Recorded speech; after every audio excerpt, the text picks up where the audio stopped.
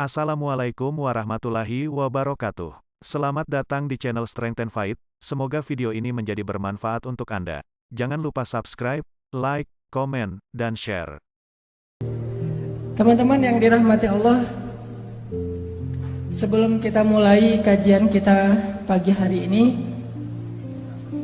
yuk kita perbaharui dulu niat kita bareng-bareng, supaya setiap langkah kaki kita tadi dari tempat tinggal kita masing-masing ke gedung ini benar-benar Allah catat sebagai pahala mencari ilmu.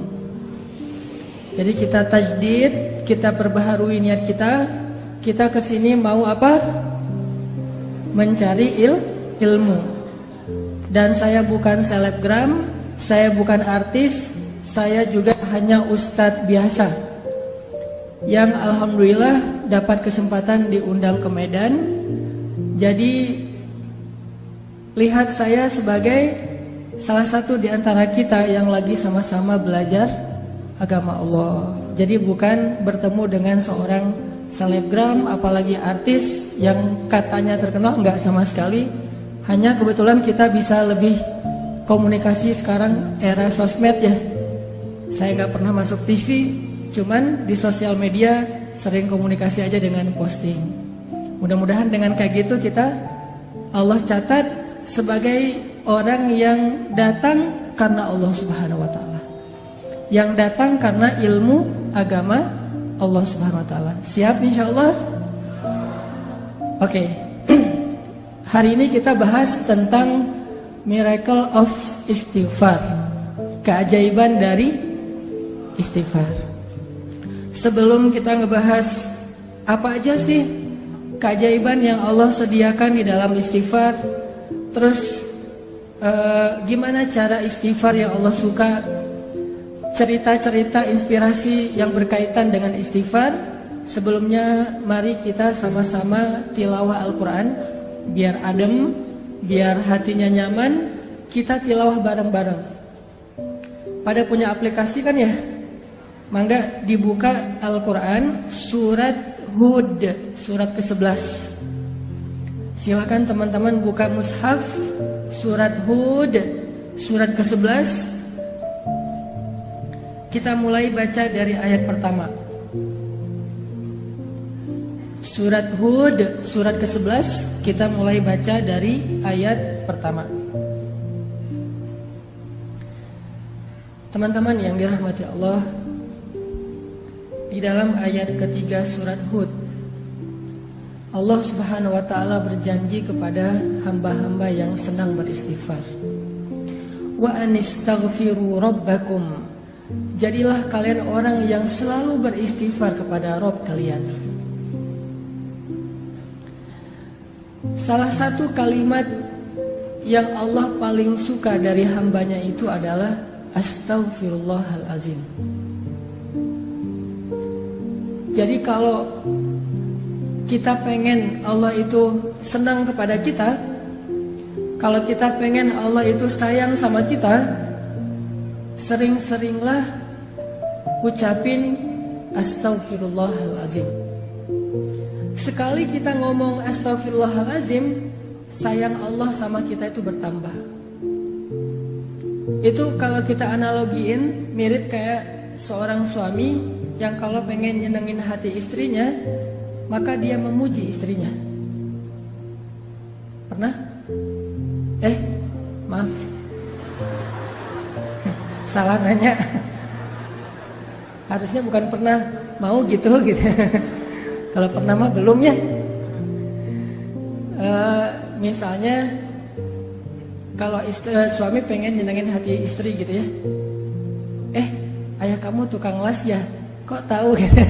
Standar mah ya. Sekarang mah udah gak zaman yang gitu. Modelnya lebih variatif. Harus improve. Misalnya lagi kayak jalan gitu, lagi jalan sama pasangan, terus kesasar karena tadi pakai GPS ternyata lost sinyal gitu kan. Jadi kesasar aja, salah belok. Udah kesasar, istri ngomong, kayaknya kita salah jalan deh. Perasaan jalannya gak lewat sini loh. Terus suaminya bilang, iya ya, kenapa ya kalau jalan sama kamu aku suka kesasar aja.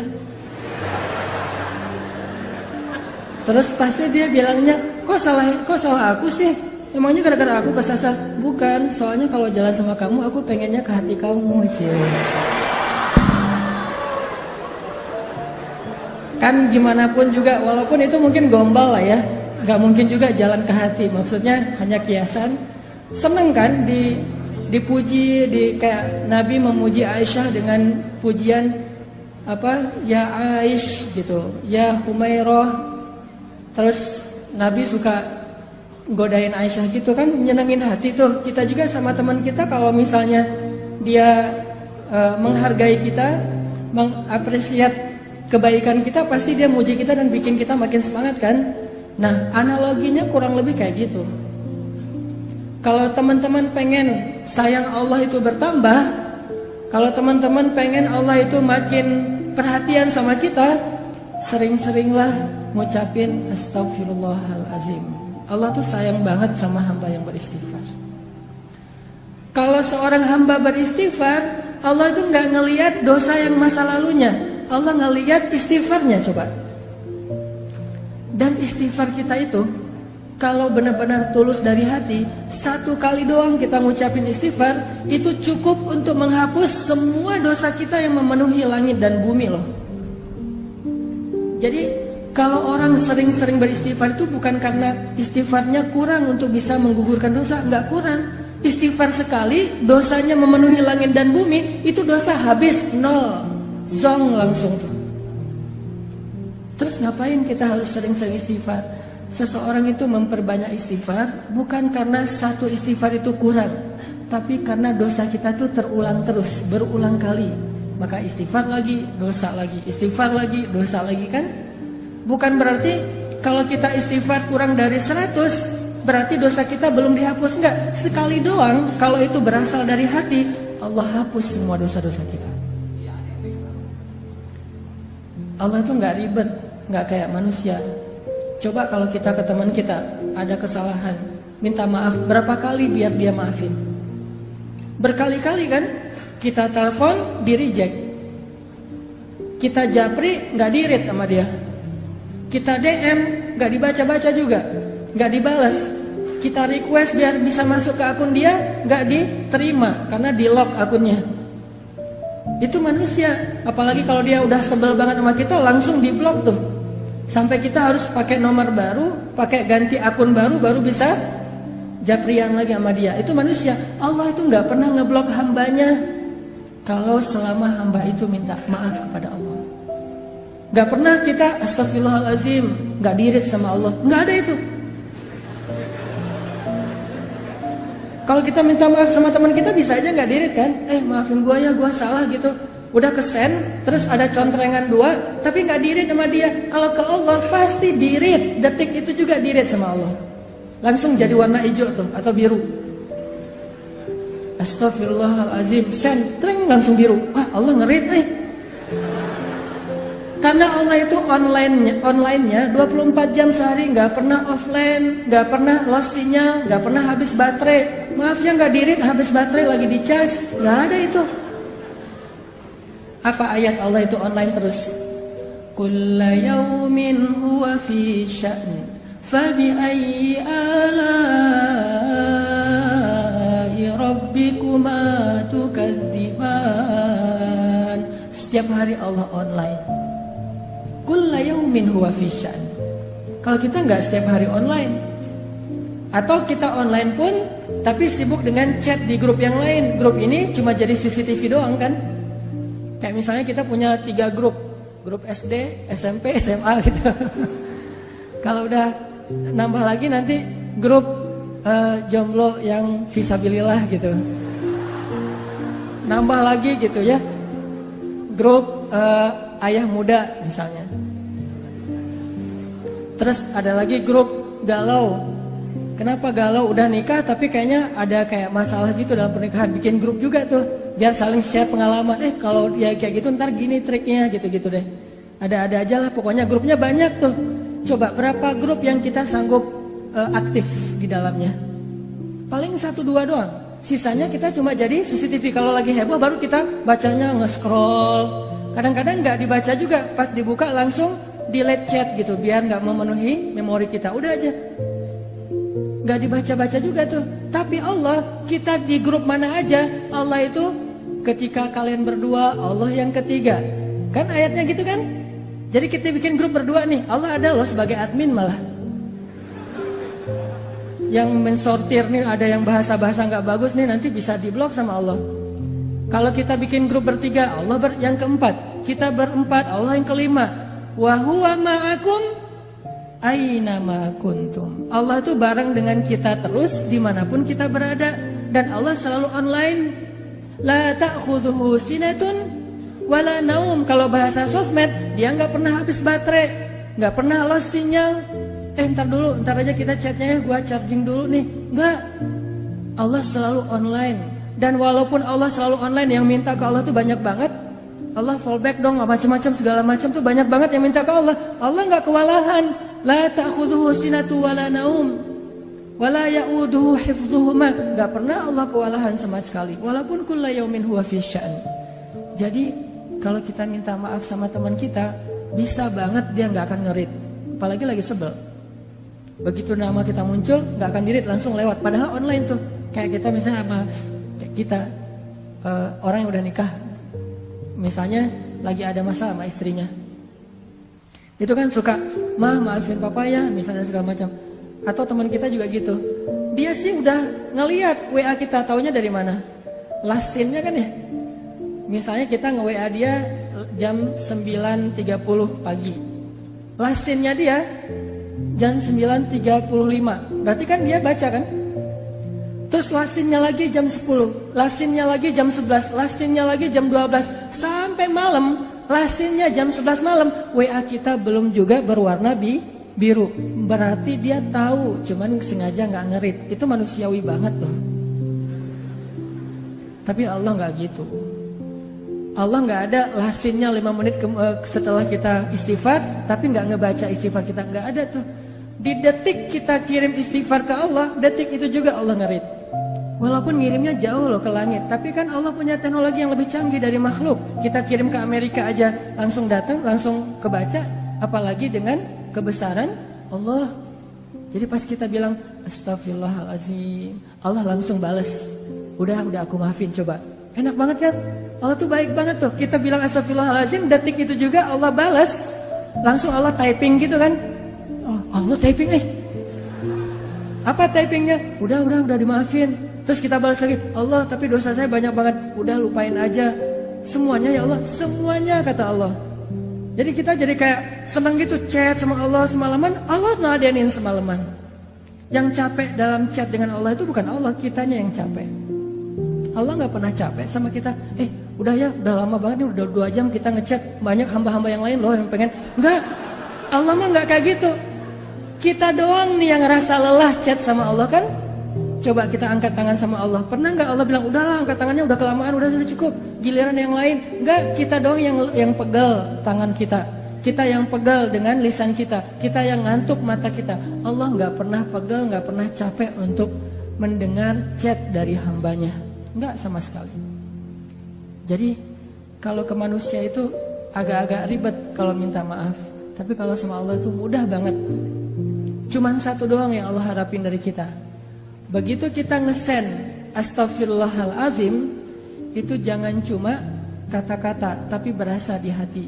Yang Allah nilai itu hati kita tuh. Kalau yang kita ngeklik pas ngesen itu adalah lisan, Allah nggak akan read. Mau sampai kiamat juga nggak akan di-read sama Allah. Tapi kalau kita ngesennya pakai hati, di detik itu juga langsung Allah typing. Kalau ngirimnya pakai hati. Dan walaupun kita tidak berteriak, Allah di langit ke-7 ya sami'ud du'a, sangat mendengar setiap ucapan kita.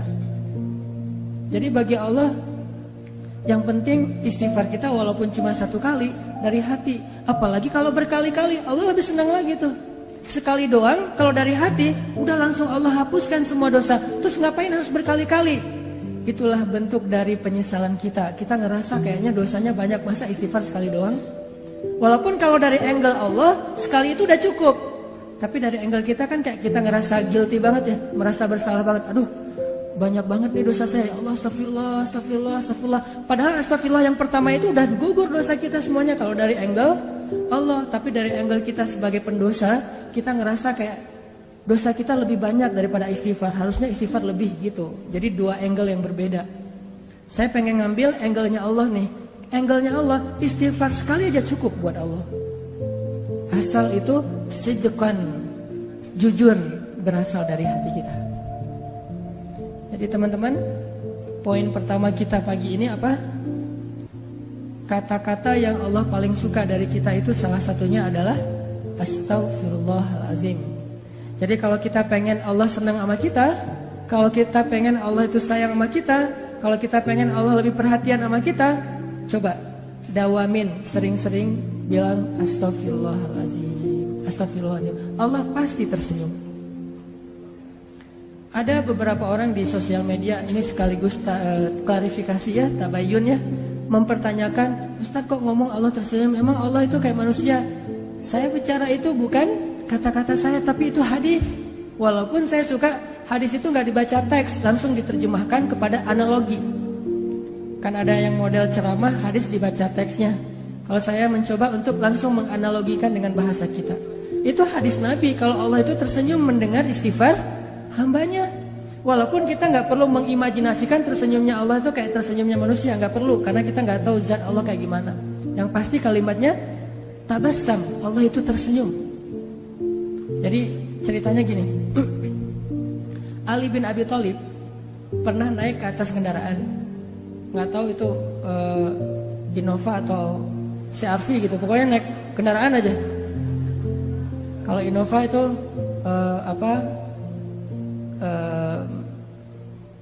kuda, kalau Alphard itu berarti onta merah. Nggak tahu dia naik apa gitu. Kan onta, teman-teman tahu harga onta? Onta merah itu harganya 1 miliar. Jadi orang Arab itu punya 100 onta, itu orang kaya banget tuh. Kayak orang kaya kampung kan nggak punya duit di tabungan ya, punyanya sapi gitu banyak kan, satu lembah itu penuh dengan sapi-sapi dia.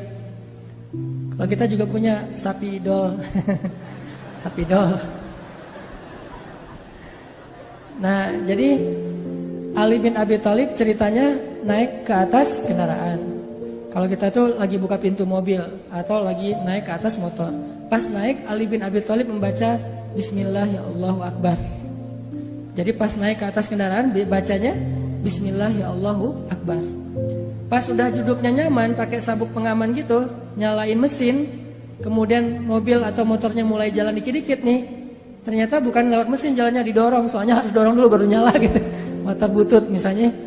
Nyala nih, jalan nih kendaraan kita, maka Ali membaca doa safar, subhanalladzi sakhkhara lana hadza, dan seterusnya. Ketika udah selesai doa itu, Ali mengatakan kalimat Rabbi zalamtu nafsi faghfirli faman yaghfirudz dzunuba illa ant. Ya Allah, saya sudah menzalimi diri saya sendiri.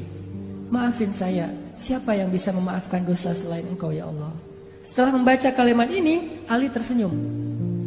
Senyum aja, senyumnya itu sampai bikin orang penasaran, kok senyumnya kayak lama gitu, kayak happy banget, kayak excited banget. Senyumnya tuh kayak habis dapat hadiah apa gitu. Atau senyumnya tuh kayak anak muda yang baru diterima yes gitu ya, diterima kampus maksudnya. Coba kalau kita habis diterima, kita jadian yuk, kasih waktu aku seminggu ya. Oh ya, itu kan seminggu paling berat tuh. Malam-malam yang gak bisa tidur, tahajud tiap malam. Ya Allah, Engkau lah yang menggenggam hati, balik-balikanlah hati dia ke arah saya gitu. Ternyata yang doa kayak gitu ada 2 orang. Terus hatinya tuh agak-agak labil gitu nih. Kenapa sih hati saya tuh kok deg-degan ya, sekali kanan sekali kiri, dua-duanya kuat-kuatan doanya nih. Ya Allah, balikinlah hati dia ke saya. Dia mau ngasih jawaban hari Minggu. Hari Sabtu itu kan hari yang paling deg-degan kan. Kok lu gak makan sih? Gue lagi gak enak makan. Kenapa? Lagi menanti jawaban. Nah, itu berat banget tuh hari-hari kayak gitu tuh. Pas hari Minggunya, pagi-pagi udah mandi, udah segala macam. Kata teman kita, lu harus siap ya dengan segala jawaban. Gue siap banget. Siap kalau dibilang iya sih. Kalau dibilang enggak siap sebenarnya. Bayangin, pas kita datang dia bilang, aku udah pikir-pikir dan udah nanya ke orang tua nyerahin ke aku. Terus, insya Allah aku bersedia. Wah, itu mah dunia kayak apa aja gitu kan ya, bisa mati mendadak tuh, nggak jadi nikah gara-gara jantungan gitu. Apalagi ceweknya tuh cewek yang kita banget lah pokoknya. Punya tipe kan, ada yang gayanya gaya Korea gitu kan, yang oriental, ada yang Arab gitu, ada yang etnik, yang Indonesia banget misalnya. Ada yang dia senangnya emang yang agak-agak eksotis, Afrika misalnya. Kayak saya kan sering main di air, akhirnya orang bilang, "Ustaz kok makin hitam?" Enggak hitam, eksotis. Nah ini jadinya Ali itu kayak bahagianya tuh, senyum-senyumnya tuh kayak orang baru jadian. Bahagia banget. Kan bikin orang lain kepo ya. Ali, kata salah satu pengawalnya, "Kenapa kok senyum-senyum?" Dia kepo gitu. "Kenapa kok senyum-senyum?" Kata Ali, "Mau dengar gak ceritanya?" "Apaan?" "Dulu tuh Rasulullah, saya pernah ngelihat Rasulullah naik kendaraan, terus membaca apa yang saya baca. Di akhir kalimat itu Nabi tersenyum. Dan saya juga kepo, nanya ke Rasulullah, "Ya Rasulullah, kenapa engkau tersenyum?" Apa jawaban Rasul? "Aku tersenyum karena Allah tersenyum." Jadi Allah itu tersenyum mendengar hambanya mengatakan, "Ya Rabbi, saya banyak dosa, maafin dong dosa saya. Gak ada yang bisa maafin dosa selain engkau ya Allah." Allah senyum dengan kata-kata itu. Akhirnya Nabi juga tersenyum karena bahagia terhadap senyumnya Allah. Akhirnya Ali juga tersenyum karena melihat Nabi tersenyum. Jadi itu disebut dengan istilah hadis musalsal kalau dalam ilmu hadis. Apa tuh hadis musalsal? Hadis berseri. Hadisnya itu bukan cuman teks, tetapi adegannya diikutin.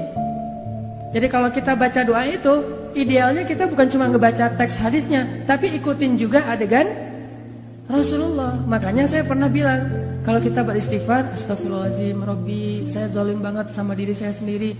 Tapi kan gak ada yang bisa maafin dosa sehebat engkau ya Allah, yang mudah banget tuh ngemaafin dosa hambanya. Ampunkanlah dosa saya ya Allah. Udah gitu senyum. Kenapa? Yakin karena Allah juga senyum waktu itu. Allah senang banget dengan kata-kata istighfar. Lupa seolah-olah ya, bukan lupa, seolah-olah Allah itu udah ngelupain semua dosa kita. Ya Allah, saya kan pernah berzina, ngapain disebut-sebut lagi? Saya juga udah gak ingat itu, udah dilupain sama Allah. Bukan lupa tapi sengaja dilupain, dihapus saja catatannya. Ya Allah, saya pernah minum, saya narkoba, saya riba, saya menzalimi orang lain, saya mengambil hak orang lain, saya durhaka sama orang tua, saya nol semuanya. Hanya dengan sekali bilang astagfirullahaladzim, Allah langsung senyum sama kita. Jadi Allah tuh bukan senyum sama hambanya yang setelah sekian tahun beribadah jadi seorang ahli tasawuf banget. Gak hanya itu, bahkan kepada pendosa, hari dia tobat, hari itu juga dia jadi kekasih Allah. Hari dia beristighfar, hari itu juga dia jadi kesayangan Allah Subhanahu wa Ta'ala. Makanya poin ini penting banget teman-teman. Kalau pengen Allah sayang dan senang sama kita, senyum-senyum sama kita, bilang astagfirullahaladzim, terus senyum dengan harapan Allah nih lagi senyum sama saya nih. Kalau sidqan minal qalb, benar-benar diucapkan dari hati. Dan ini gak ada manusia yang bisa kayak gini sama temannya, sama orang lain, sama keluarganya. Yang mudah memaafkan kayak Allah tuh gak. Paling-paling kalau teman kita ngemaafin kita, mungkin kesalahan kita masih wajar. Coba kalau kesalahan kita itu sekian tahun nyakitin hati dia, terus bayangin. Dari sejak 10 tahun yang lalu, sehari 5 kali kita nyakitin hati dia. Sehari 5 kali dia telepon, kita reject. Padahal dia tuh paling baik loh sama kita. Coba bayangin ya, teman-teman nih. Pernah gak ngerasa kayak berjasa kepada seseorang? Pernah? Mungkin gak jasa seperti ayah dan ibu kita lah, tapi merasa kayak pernah ngebantu temennya gitu. Dan kita ngerasa kita tuh udah jadi orang penting buat dia, udah pernah punya jasa, pernah punya budi ke dia. Terus suatu saat kita gak butuh dia, cuman pengen nyapa doang. Bukan karena butuh, cuman pengen nyapa doang, silaturahim. Telepon, di reject. Bukan gak diangkat, kalau gak diangkat mungkin dia lagi kuliah, lagi di kamar mandi sehingga gak diangkat, atau lagi tidur. Ini di reject. Pas kita telepon, langsung di reject. Oh, mungkin ketekan gak sengaja gitu. Udah telepon lagi, dan itu nggak telepon waktu itu juga. Kita telepon pagi sekali, di reject. Nanti siang telepon lagi, di reject. Sore telepon lagi, di reject. Maghrib telepon lagi, di reject. Malam telepon lagi, di reject. Sehari 5 kali, sudah 10 tahun kayak gitu, bayangin. Gimana tuh perasaan kita? Paling-paling dia itu paling baik itu nge-rejectnya tuh dengan tulisan. Lagi driving, lagi meeting, lagi on the way, lagi apa misalnya kan gitu. Kadang-kadang nge-rejectnya tanpa alasan, reject aja. Gimana perasaan kita? Harusnya kan Allah lebih dari itu, karena Allah sering kita reject. Allahu Akbar, Allahu Akbar. Suara radio tuh, pindah channel. Suara TV pas waktu maghrib, matiin, pindah channel gitu kan. Atau kita pakai nggak sengaja gitu, alarm di handphone kita pakai suara azan, langsung di close gitu. Kalau di masjid langsung kita pindah tempat. Hayya 'alas shalah. Kadang-kadang kita nge-rejectnya tuh dengan keluhan lagi. Duh, udah waktu sholat aja, gitu kan? Jadi kesan ke Allah itu kalimat keluhannya. Nelfon aja sih, coba kalau kita digituin. Kan kalau misalnya ada yang nelfon kita, telepon masuk, suka ada nolaknya pakai apa kan? Ada menu custom gitu kan? Coba di custom terus kita nulis gini. Kok kamu ganggu aja sih? Bisa nggak ngirim ke orang kayak gitu? Berani nggak? Bahaya banget kan? Kita nelpon orang terus dia balas ke kita tulisannya ganggu aja sih. Gimana tuh perasaan kita? Kita tuh sering kayak gitu loh sama Allah. Aduh udah zuhur aja, udah asar aja. Apaan sih subuh-subuh kok ganggu orang tidur segala macam. Dan itu mungkin kita ngirimnya nggak dengan lisan, dengan hati. Bukankah Allah alimun bidatis sudur? Tahu banget ucapan di hati kita? Coba. Tapi begitu kita bilang astagfirullahaladzim, Allah itu lupain semua reject kita selama 10 tahun. Allah maafin semuanya.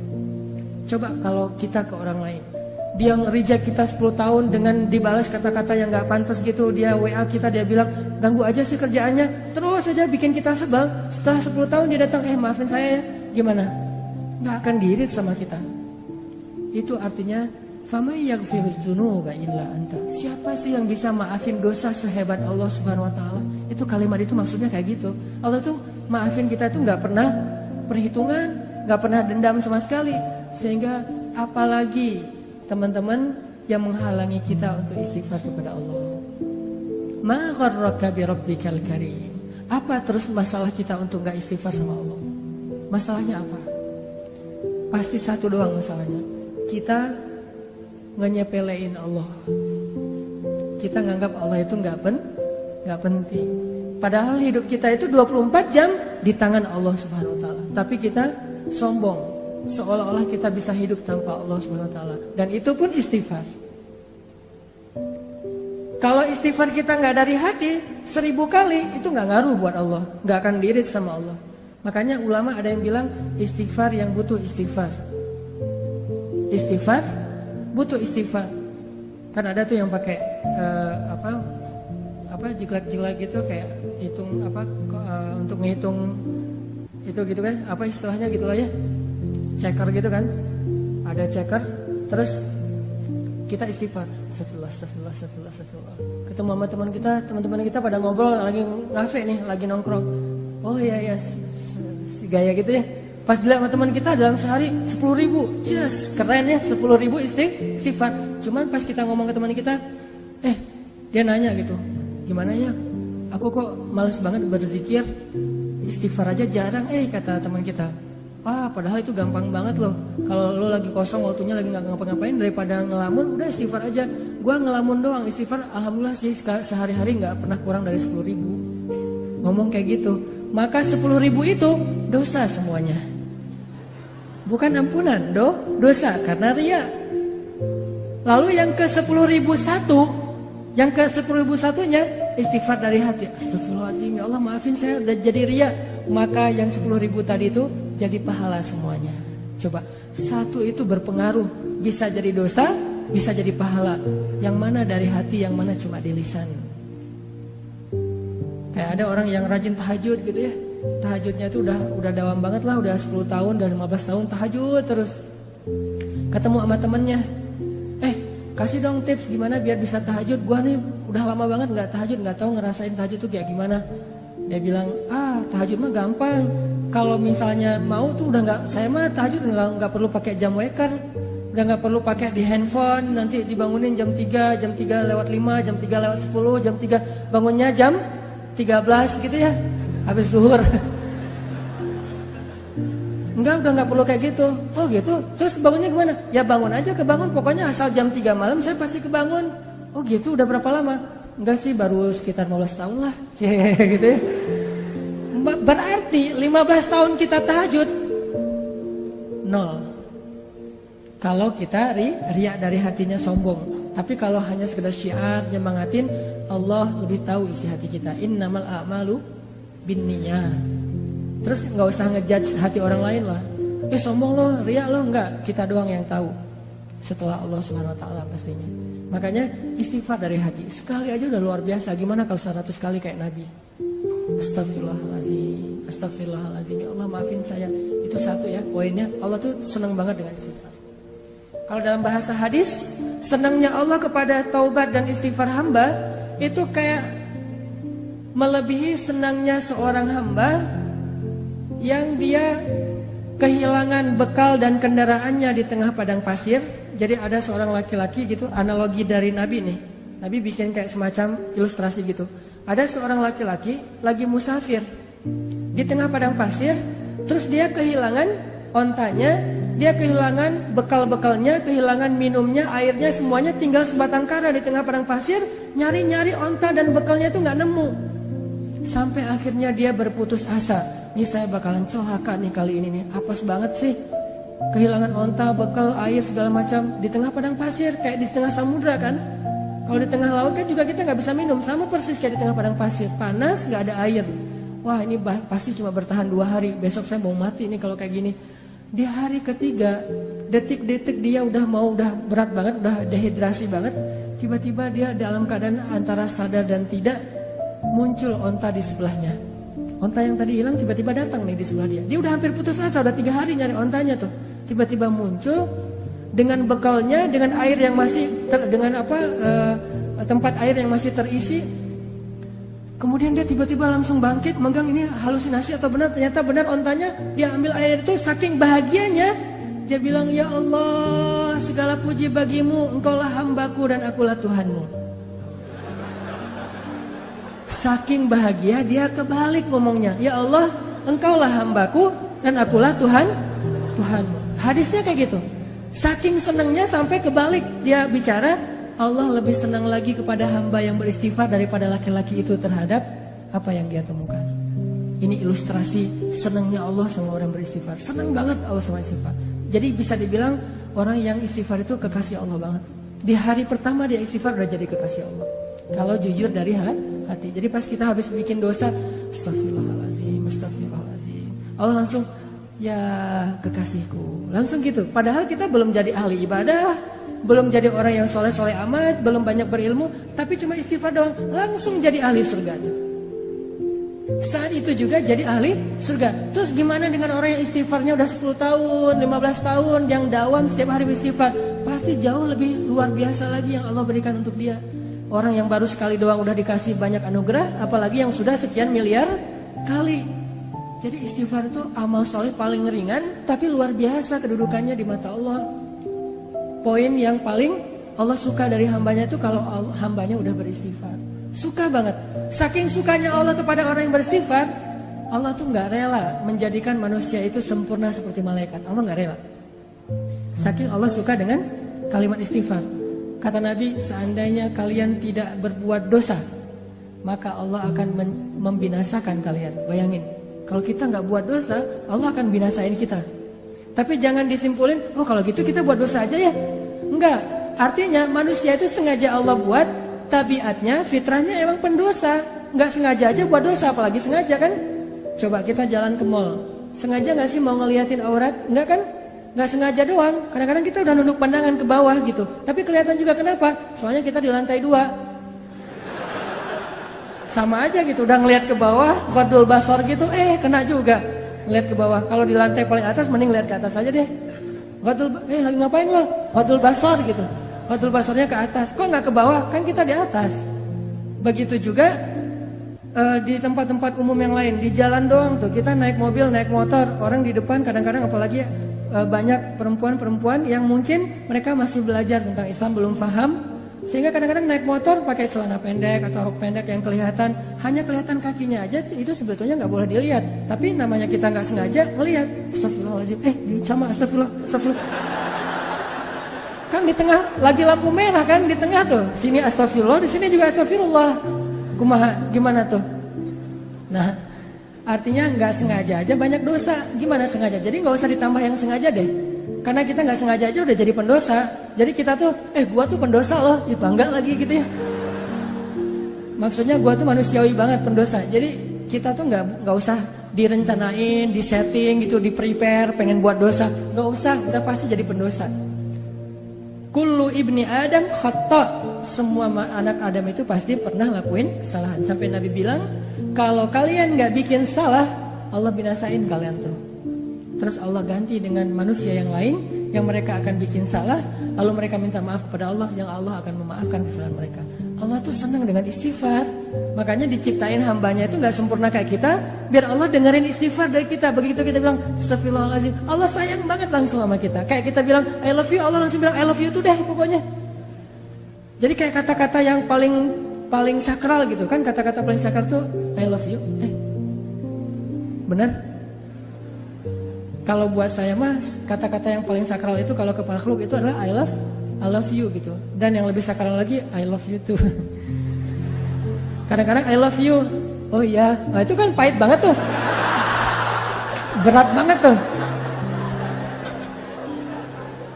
Kalau ngirimnya pakai WA gitu cuma dibalas senyum doang, atau dibalas emoticon tutup wajah gitu, apa gitu, malu-malu gitu kan, itu nggak enak banget ya. Berkali-kali digituin akhirnya ujung-ujungnya apa? Kita adik kakak aja ya. Itu mah lebih berat lagi tuh. Mending jadi musuh ya daripada adik kakak ya.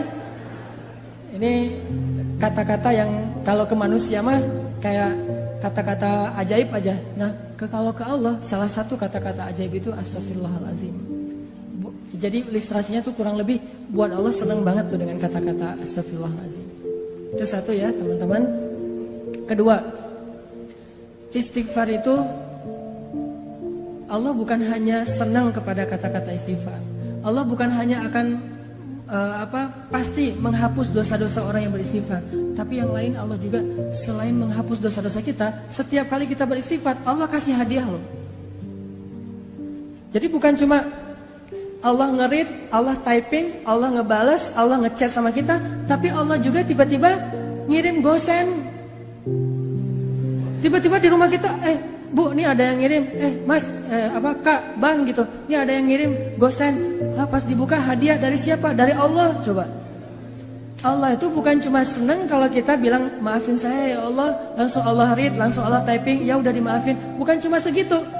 Pas begitu kita nulis kayak gitu, Allah langsung nyiapin kado, hadiah, send kepada kita.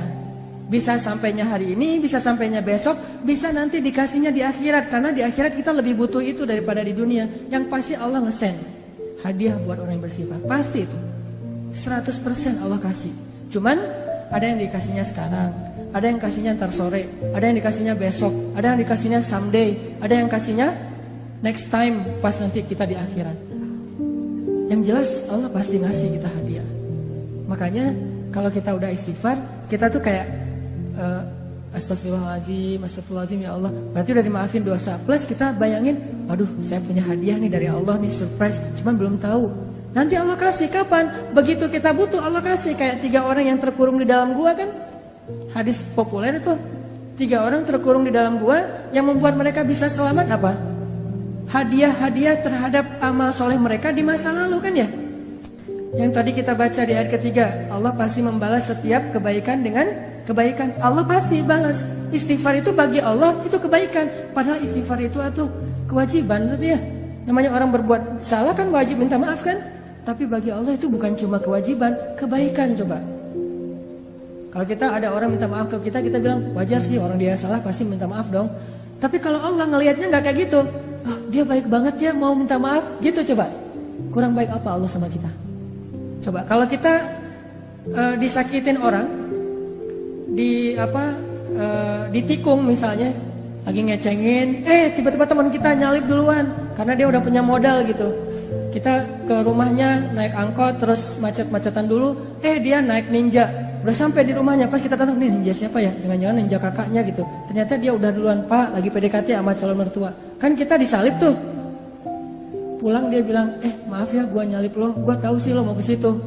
Kok kamu udah tahu? Ya gimana perasaan saya mah nggak bisa ditahan, saya mah sayang banget sama dia segala macam.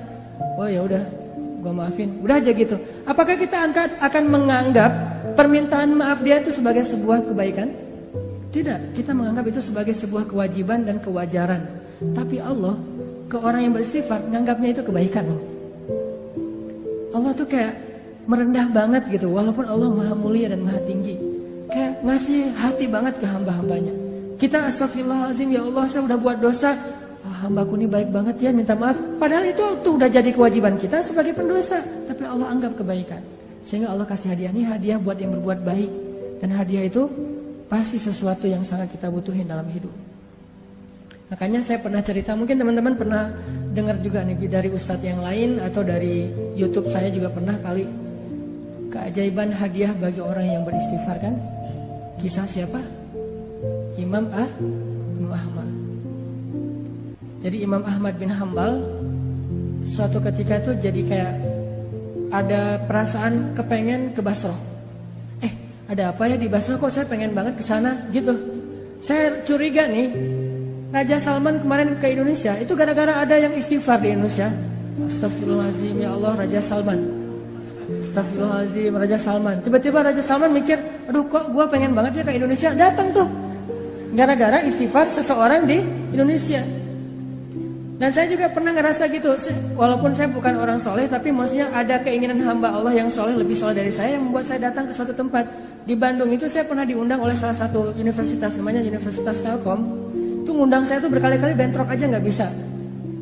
Tiba-tiba bukan saya yang datang, tapi saya dan pemuda hijrah bikin acara gosipnya di Universitas Telkom. Jadi bukan saya doang yang datang, satu tim, rame tuh. Yang datang waktu itu pesertanya sekitar 6.000 orang. Kata teman-teman panitia, Ustadz, kita itu ngundang Ustadz berkali-kali nggak bisa loh. Dan terakhir sejak Ustadz mulai banyak yang ngundang-undang, itu WA saya itu nggak pernah dibaca loh Ustadz. Tapi kita nggak putus asa Ustadz, nggak bisa ngundang Ustadz lewat Japri, kita ngundangnya lewat Allah. Pakai istighfar, ya Allah, astagfirullahaladzim, Hanataki datangin dong ya Allah, astagfirullahaladzim, Hanataki, astagfirullahaladzim. Tiba-tiba kita pilih di antara beberapa list yang kita mau bikin acara gosip, Telkom University itu paling memungkinkan, kita bikin di situ. Ini hasil istighfar ya Ustadz. Artinya luar biasa kan? Coba praktekin. Ya Allah, dia ya Allah, tapi saya lupa namanya, nggak tahu namanya siapa gitu. Pokoknya kurang lebih wajahnya tuh mirip-mirip Claudia gitu ya Allah, gitu-gitu. Tapi cek dulu ya, itu orang masih sendiri atau sudah berpasangan. Jangan sampai dia cerai. Kenapa dia cerai? Istighfar kita kan nggak boleh ya. Beristighfar demi orang lain putus gitu, nggak boleh. Pasti orangnya harus single dulu. Ya astagfirullahaladzim, astagfirullahaladzim. Pas kita ada hajat, ya Allah beri saya jodoh yang soleha, yang hafizah, yang konita, yang apa segala macam. Pas ketemu benar, Neng, Kak namanya siapa? Soleha, konita, hafizah gitu. Sesuai dengan permintaannya. Walaupun dia baru belajar tahsin 1 gitu. Tapi namanya Soleha Konita Hafizah. SQF. Soleha Konita Hafizah. SQH. Nah gitu deh pokoknya. Jadi Imam Ahmad, by the way teman-teman, Imam Ahmad itu ulama dengan hafalan hadis yang terbanyak loh. Tahu berapa hafalan hadis Imam Ahmad? Kalau kita kan hafal hadis itu 1 ya, dari dulu sampai sekarang. Innamal a'malu ini. Kalau Imam Ahmad 1 juga, 1 juta. Hafalan hadisnya 1 juta. Imam Syafi'i aja gurunya Imam Ahmad itu respect banget, takjub sama Imam Ahmad. Imam Syafi'i tahu sendiri kan, yang hafalannya itu gimana? Kalau baca buku, beliau takut hafal. Baca buku takut hafal. Jadi kalau dia baca buku 2 halaman gitu, 1 halaman ditutup. Aduh, saya takut nih kehafal. Ditutup dulu biar nggak kehafal coba. Kita tuh aduh gimana ya cara hafal?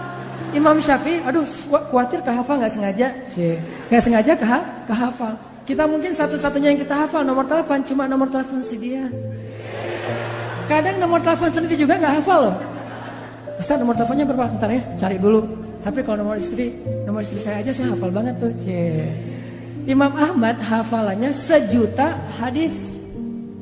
1.000.000 hadis, dan itu bukan cuma teks dengan sanad-sanadnya dari ini 1.000.000. Saking luar biasanya kesolehan Imam Ahmad. Kan jadi selebgram banget tuh di masa beliau tuh ya. Followersnya udah jutaan lah pokoknya Imam Ahmad mah. Di mana-mana pengen Imam Ahmad ngejapri, tapi kan namanya orang udah sibuk kayak Imam Ahmad kan nggak bisa ngebales. Akhirnya ngejapri langit. Tiba-tiba Imam Ahmad saya pengen banget ke Basrah. Ada apa ya di Basrah? Padahal saya nggak kenal orang loh di Basrah, tapi pengen. Setelah berapa hari kepengen, akhirnya azam, udahlah saya berangkat aja. Siapa tahu ada sesuatu yang saya dapat kebaikan di sana. Berangkat ke Basrah. Namanya orang tawadu, rendah hati, berangkat ke Basrahnya itu sendiri. Nggak ada preparation apa-apa, nggak ngebooking pesawat, nggak ngebooking hotel, berangkat aja sendiri, backpackeran gitu. Jadi Imam Ahmad itu backpacker soleh. Dari Madinah ke Basrah backpackeran, jalan ke Basrah. Sampai di Basrah, karena nggak ada tempat menginap, beliau nginap di masjid terbesar di kota Basrah. Di dalam masjid lagi tidur, diusir sama marbot. Bang, ngapain tidur di sini? Pak, saya musafir dari Madinah, nggak ada tempat tinggal. Ya ini bukan hotel ini. Udah mirip Medan belum sih? Bah gitu ya. Ini bukan hotel ini. Mbah, kenapa tidur di sini? Udah keluar gitu. Diusir aja. Ini Medan, Bung, gitu ya. Keluar akhirnya dia. Ini orang Imam Ahmadnya orang Sunda, lagi kaget langsung kan ketemu orang Medan gitu. Akhirnya keluar di teras. Di teras datang lagi tuh marbot. Marbotnya emang agak-agak kayaknya belum dapat gajian tanggal tua. Agak-agak nyebelin gitu. Kok masih tidur di sini? Katanya tadi nggak boleh di dalam. Akhirnya saya tidur di luar. Ya ini masih juga masjid. Udah keluar. Diusir aja. Sampai keluar, didorong-dorong gitu. Bayangin ulama besar, orang soleh, kekasih Allah didorong-dorong. Tapi emang kayak gitu takdir Allah.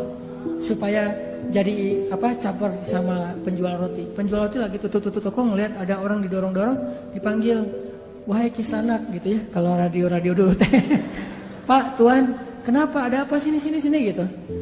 Tuan butuh apa? Saya musafir, pengen tempat istirahat, tapi diusir di masjid. Oh ya udah, diistirahat aja di rumah saya. Rumah saya kecil, tapi lumayan lah untuk istirahat malam ini. Ya jazakallahu khair wa iyyakum. Udah tinggal di situ. Subuh menjelang subuh, pas waktunya tahajud, Imam Ahmad bangun, ngelihat si penjual roti lagi bikin roti, kan habis subuh dia jualan, jadi bikinnya sebelum subuh. Lagi bikin roti, ngaduk-ngaduk gitu. Setiap dia ngaduk dia bilang astagfirullahaladzim gitu. Bayangin. Dawamkan satu perbuatan yang dibarengi dengan istighfar. Lagi nyalain motor, astagfirullah gitu. Bisa, lagi ngaduk juga bisa, lagi ngapain juga bisa, selama itu satu perbuatan yang mubah. Mubah itu boleh-boleh aja. Jangan sambil berbuat dosa istighfar gitu. Atau istighfar tapi asik. Gimana istighfar tapi asik? Istighfar sambil main PlayStation. Wah, astagfirullahaladzim gitu. Nah, itu mah nggak boleh ya. Itu namanya mencampur adukan antara hak dan wala talbisul haqqal bil batil. Janganlah kalian mencampur adukan hak dan batil. Astagfirullahaladzim.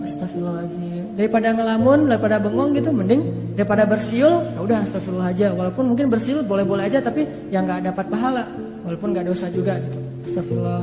Imam Ahmad perhatiin, ini saya ngelihat udah 10 menit istighfar melulu. Didatengin sama Imam Ahmad. Tadi kepo juga.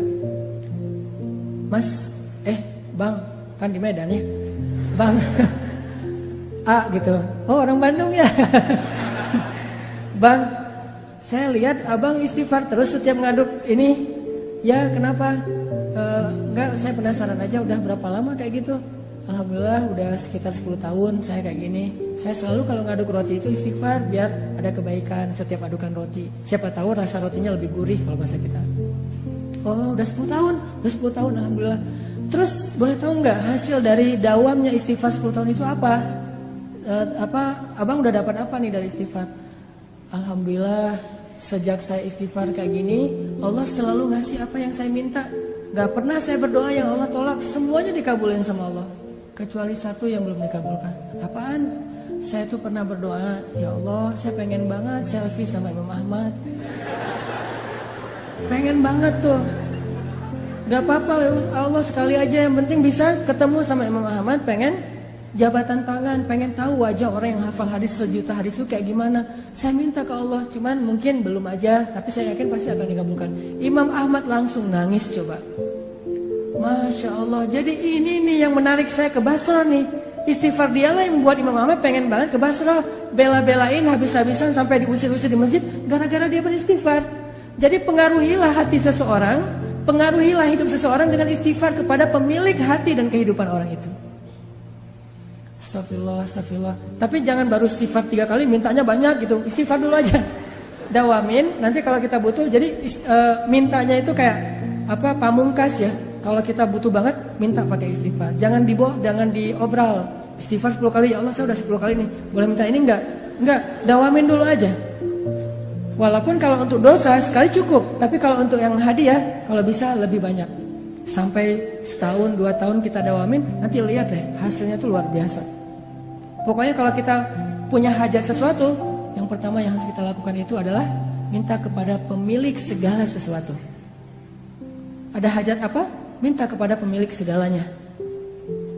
Misalnya pengen sesuatu yang baik atau yang minimal mubah, pengen jalan-jalan, istighfar aja, astagfirullahaladzim, astagfirullahaladzim. Nanti begitu kita minta ke Allah, ya Allah saya pengen haji banget nih, istighfar kita udah 10 tahun, langsung Allah kasih kejutan yang kita nggak pernah menduga-duga loh. Jadi gampang banget, tinggal minta aja sama Allah. Yang harus kita prepare dari sekarang itu adalah bikin diri kita itu orang yang sangat diperhatikan sama Allah.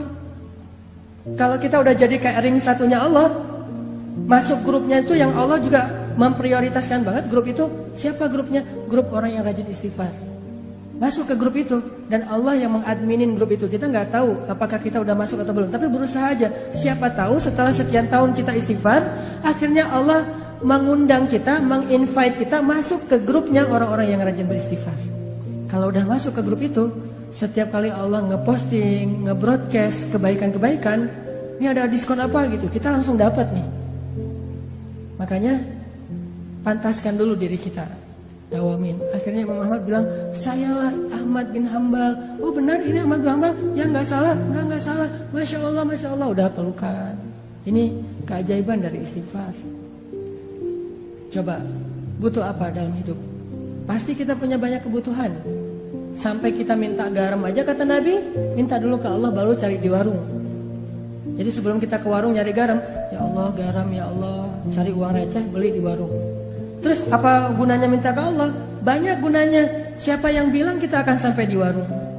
Siapa yang bilang garam itu akan sampai ke rumah kita? Siapa yang bilang garam itu menjadi kebaikan buat kita? Siapa yang bilang bahwa kita akan hidup sampai masakan kita itu selesai dan kita bisa memakannya? Istighfar, minta ke Allah sebelum kepada yang lain. Astagfirullah, minta ke Allah, astagfirullah. Pengen apa aja istighfar. Sampai dulu di zaman Imam Hasan Al-Basri, tabi'in, ada 3 laki-laki yang datang nemuin Imam Hasan Al-Basri.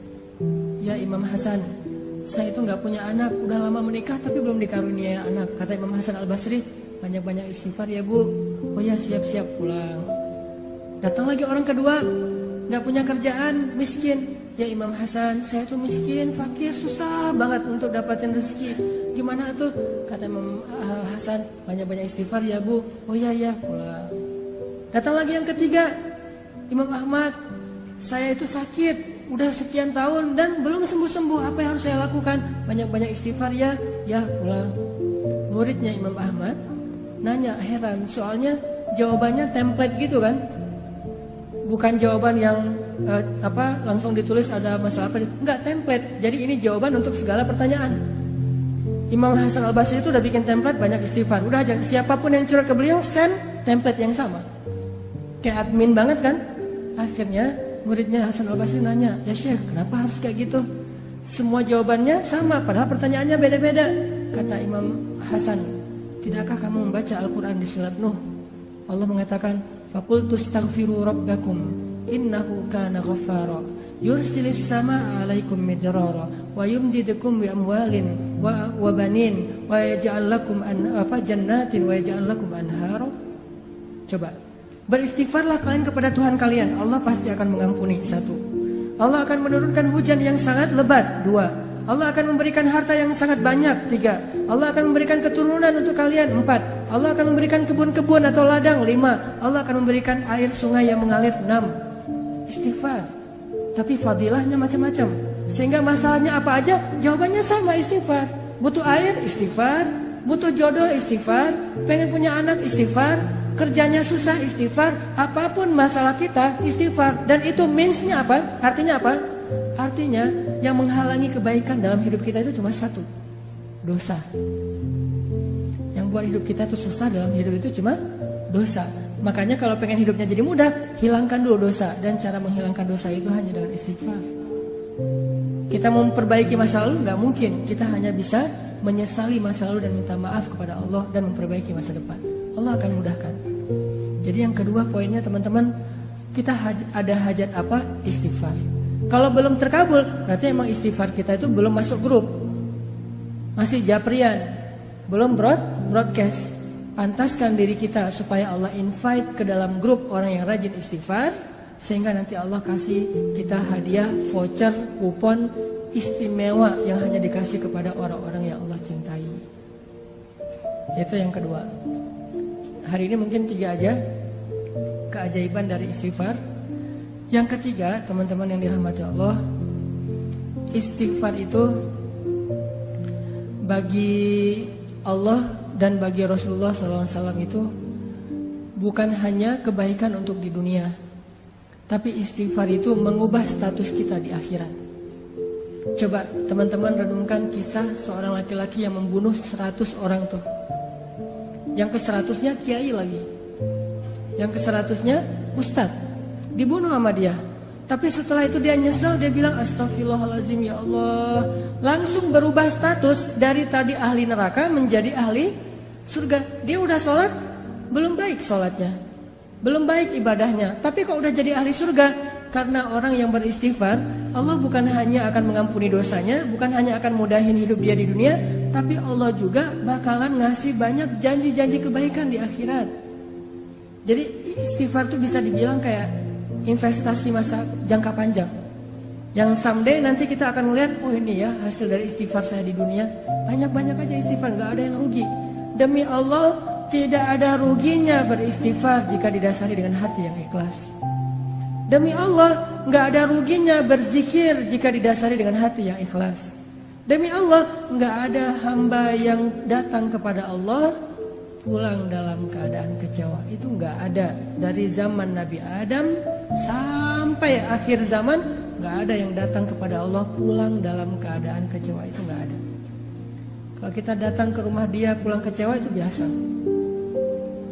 Pasti sering. Kita nelpon kecewa, kita japri kecewa, kita caper-caperan kecewa, itu biasa. Dengan makhluk kecewa itu biasa banget. Tapi dengan Allah, kalau kita kecewa bukan karena Allah, karena dosa kita sendiri, menzolimi diri sendiri. Makanya teman-teman yang dirahmati Allah, yuk kita dawamin istighfar. Mulai sekarang kita bikin target deh. Kalau ustadz-ustadz yang lain pernah menjelaskan tentang keajaiban, sebetulnya dalam Islam itu ada 3 amalan ya, itu hasilnya itu ajaib banget. 1 sedekah, 2 tahajud, 3 istighfar. Kalau sedekah mungkin teman-teman sering dengar dari Ustadz Yusuf Mansur. Tahajud juga Ustadz Arifin Ilham. 1 dari 3 itu adalah istighfar. 3 amalan ini nih, itu ajaibnya itu, pokoknya menurut saya itu unik aja. Kayak ngasihnya itu cash gitu, nggak nyicil, cash langsung di dunia langsung dikasih. 3 tuh, sedekah, tahajud, istighfar. Karena saya hari ini dikasih tema tentang istighfar, kita coba azam mulai sekarang saya pengen banyak-banyak istighfar. Nanti suatu saat kalau butuh apa-apa, kita udah punya modal nih, istighfar sekian tahun, sehingga Allah mudahin urusan kita dari sekarang. Karena makin lama kita mulai, makin lama kita mengambil hasilnya. Ibarat makin lama kita bercocok tanam, makin menunda-nunda waktu, makin lama panennya. Dari sekarang aja nih, kita mulai nanam bibit-bibit istighfar.